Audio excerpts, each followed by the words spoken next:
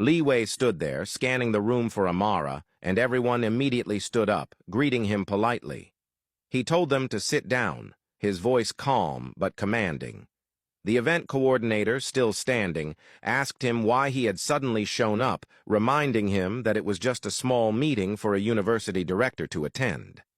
Liwei, still keeping his eyes on Amara, who was trying her best not to look at him, stated that he was there to listen and that he thought the meeting was interesting and that he simply wanted to hear how they were planning for the event.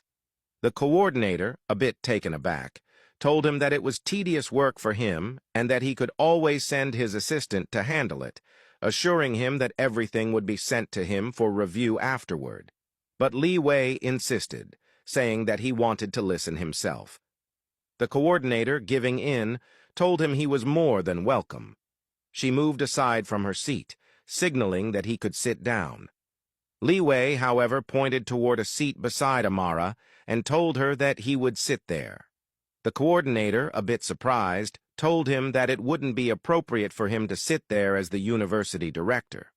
Liwei simply walked over and took the seat, looking at everyone and telling them they could continue.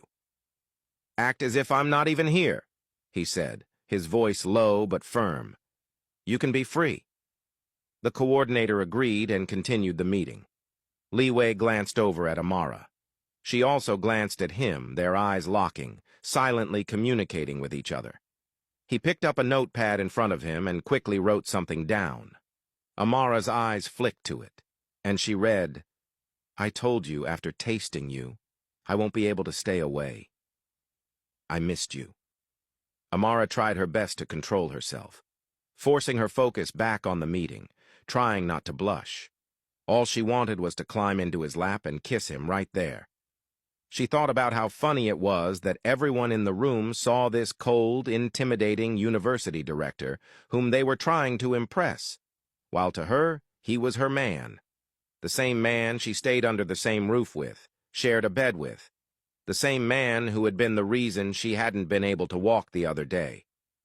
Thinking about that made her blush even more, but she tried desperately not to show it, keeping her eyes on the meeting and listening attentively. As she sat there, trying to pay attention, she suddenly felt his hand slowly touch her thigh. She jumped slightly, startled, and looked at him, but he kept a straight face, as if he hadn't done anything. His hand remained there, fingers gently tracing down her thigh, sending shivers all the way through her spine.